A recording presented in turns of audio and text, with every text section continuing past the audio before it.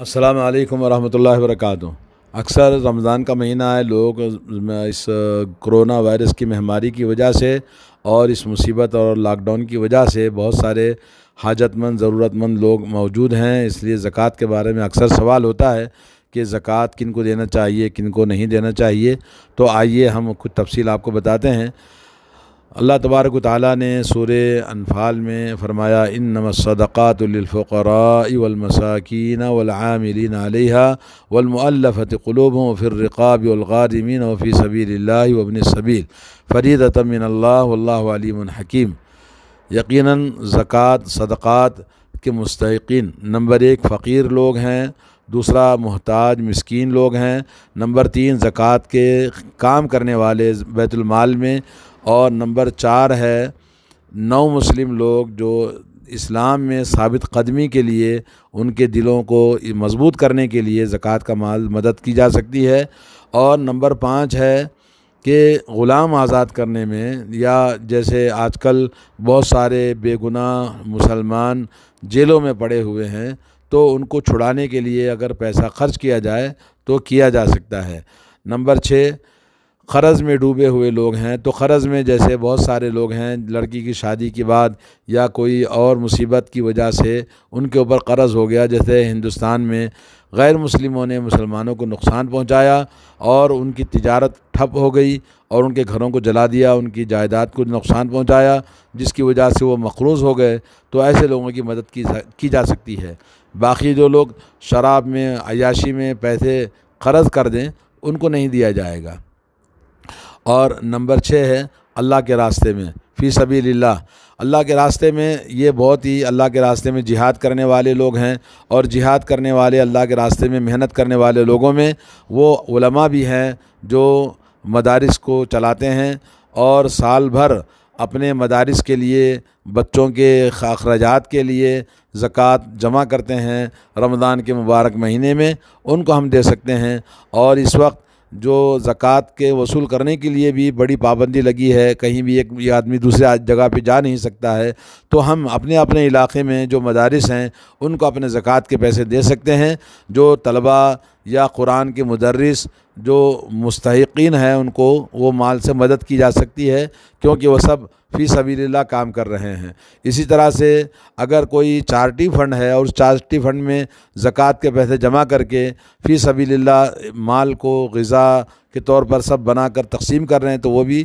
کر سکتے ہیں، کیونکہ زکوٰۃ کا اصل مقصد ہے تؤخذ من اغنیائہم وترد الی فقرائہم۔ اللہ کے نبی نے فرمایا حضرت معاذ سے یمن کو جب بھیجا تو کہا کہ زکوٰۃ مالداروں سے لی جائے گی اور غریبوں میں دی جائے گی، غریبوں کی زندگیوں کو اسٹینڈ کرنے اور ان کو سپورٹ کرنے اور ان کے ہر ضرورتوں کو پوری کرنے کے لیے زکوٰۃ کے پیسے سے ان کو دیا جائے گا۔ اور نمبر 8 ہے مسافر کے لیے بھی زکوٰۃ کا مال لینا جائز ہے، اگرچہ کہ وہ اپنے مقام پر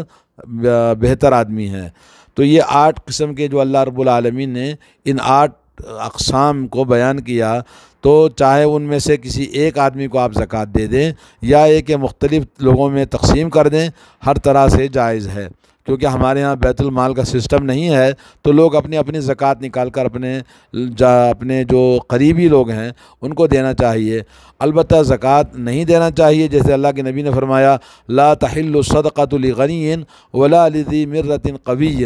کہ جو شخص مالدار ہے اس کو زکوٰۃ دینا جائز نہیں ہے اور حلال نہیں ہے، اور نہ ہی ایسا شخص جو بالکل طاقتور ہے کما رہا ہے اور اس کو زکوٰۃ کی ضرورت نہیں ہے تو اس کو بھی حلال نہیں ہے۔ من جملہ یہ جو 8 اقسام ہیں ان میں سے ہم کسی کو بھی دے سکتے ہیں۔ البتہ زکوٰۃ کس کو نہیں دینا چاہیے؟ نمبر 1 کافر کو اور مشرک کو زکوٰۃ دینا جائز نہیں ہے، کیونکہ یہ عبادت ہے اور اس عبادت میں غیر مسلم کو، کافر کو، مشرک کو زکوٰۃ نہیں دی جائے گی۔ اور اسی طرح سے ایسے بدعتی انسان کو جو بدعت کرنے پر مصر ہے، اور جیسے 11ویں 12ویں کرنے والے، مزاروں پہ جانے والے، عرس اور میلہ ٹھیلا کرنے والے، جو کھلم کھلا جی ماننے کے لیے تیار نہیں، توحید کو قبول کرنے کے لیے تیار نہیں، ایسے بدعتی لوگوں کو بھی زکوٰۃ نہیں دی جائے گی جو اپنی بدعت کا کھلم کھلا اعلان کرتے ہیں۔ نمبر 3 فاسق آدمی جو فسق اور اپنے گناہوں کو کھلم کھلا، جیسے شراب پینا ہے، زنا کرنا ہے، برائی کرنا ہے، دین پر اس کو کوئی شوق نہیں ہے، دین کی بات سننے کے لیے تیار نہیں ہے، تو ایسے آدمی کو بھی زکوٰۃ دینا جائز نہیں ہے۔ نمبر 4، نماز کو چھوڑنے والا اور نماز کے چھوڑنے پر اصرار کرتا ہے اور نماز پڑھنے کے لیے کہنے کے باوجود بھی نماز نہیں پڑھتا ہے،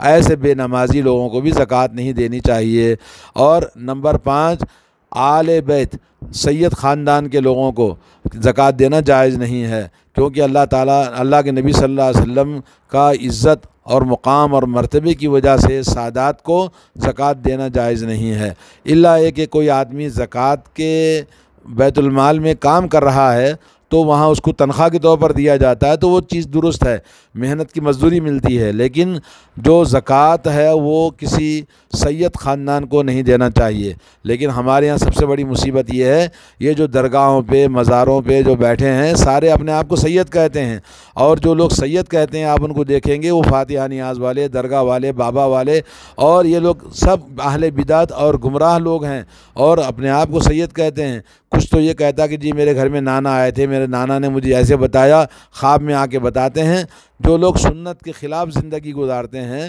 ایسے لوگ جو اپنے آپ کو سید کہتے ہیں، پہلی بات تو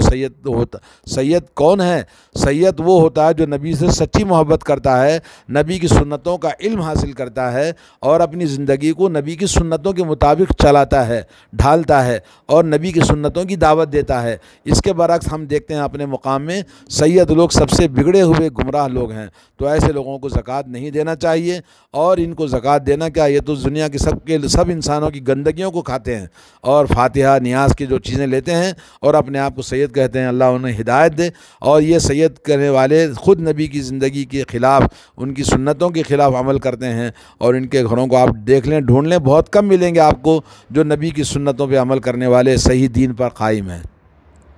تو جو بھی سید ہے اس کو نہیں زکوٰۃ دی جائے گی۔ ہمارے ملک میں سید ہے کون؟ سب جھوٹے لوگ ہیں۔ کیوں؟ اس لیے کہ نبی علیہ الصلوۃ والسلام کے جو سید لوگ ہیں وہ کہاں سے ہندوستان میں آئے تھے، اور کہاں انہوں نے جو اپنے آپ کو آل بیت کا یہ بنا کے رکھا ہے۔ کیونکہ ہمارے ہاں مسلمان ہوتے ہیں لوگ اور اپنا نام سید رکھ لیتے ہیں، تو فرسٹ جنریشن کو پتہ ہے کہ اپنے باپ مسلمان ہوئے اور انہوں نے سید نام رکھا، اور بعد میں سیکنڈ، تھرڈ، فورتھ جنریشن میں جا کر لوگ نہیں جانتے کہ وہ مسلمان ہوئے تھے، تو انہوں نے سید رکھا تھا، تو سید چلتا جا رہا ہے۔ تو اس لیے بہت سوچ سمجھ کے اس سلسلے میں ہم لوگوں کے ساتھ معاملہ کریں۔ نمبر 6، ہم ایسے مالدار کو زکوٰۃ نہیں دیں گے جو مالدار ہے، اس کے پاس نصاب ہے، وہ خود زکوٰۃ نکالتا ہے، جی، جو تقریباً یعنی ملین کا مال کا مالک ہے، جی۔ نمبر 7 یہ ہے کہ ایسا انسان جو برسر روزگار ہے اور اس کی اچھی خاصی نوکری ہے، روزی روٹی اس کی لگی ہوئی ہے، وہ زکوٰۃ کا محتاج نہیں ہے، تو اس کو بھی زکوٰۃ نہیں دیں گے۔ اور اس طرح سے یہ کچھ چیزیں تھیں 7 جو زکوٰۃ جن کو نہیں دینی ہے۔ البتہ یہ کہ خاص طور پر شخص معین گھر کے افراد میں، خاندان میں کس کو زکوٰۃ نہیں دینی چاہیے، تو اس سلسلے میں آپ سنیے۔ نمبر 1، آپ دادا دادی، نانا نانی اور جو اوپر ہیں، پر دادا، پر دادی، پر نانی، ان کو زکوٰۃ دینا جائز نہیں ہے۔ اور اسی طرح سے ان کے نیچے، یعنی دادا دادی کے نیچے کون ہے؟ جی، ان کی اولاد،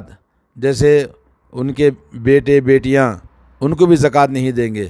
اور اسی طرح سے بیوی کو زکوٰۃ نہیں دی جائے گی۔ نمبر 3، بیوی کو زکوٰۃ نہیں دی جائے گی۔ اور اسی طرح سے ان لوگوں کا نان و نفقہ جن کا آپ پر واجب ہے، ان کو بھی زکوٰۃ نہیں دی جائے گی۔ جیسے اولاد ہے، اب بچے ہیں تو بچوں کو کھلانا پلانا، پالنا پوسنا ماں باپ کی ذمہ داری ہے، تو ان کو زکوٰۃ نہیں دی جائے گی، جی۔ اور سنت کے مطابق جیسا کہ آپ نے دیکھا کہ زکوٰۃ یہ صرف فقراء اور محتاجوں کا حق ہے، اور یہ زکوٰۃ ہم البتہ جب ان لوگوں کو زکوٰۃ دیں گے جن کو زکوٰۃ دیتے وقت میں فرق نہیں کیا جائے گا، ان میں سے یہ کہا گیا کہ جیسے اللہ کے راستے میں جہاد کر رہے ہیں کوئی لوگ، تو ان کو ہم دے سکتے ہیں، بشرطے کہ وہ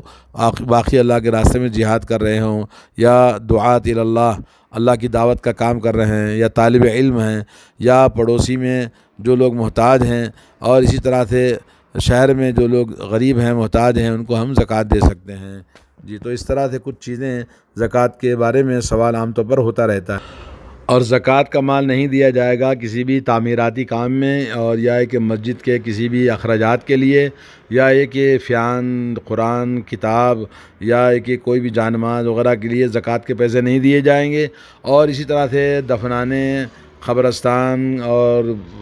کفن وغیرہ کے لیے بھی نہیں دیے جائیں گے، بلکہ اس کے لیے آدمی صدقہ اور خیرات کے ذریعے مدد کر سکتے ہیں، لیکن زکوٰۃ کے پیسے نہیں دیے جائیں گے جی۔ السلام علیکم۔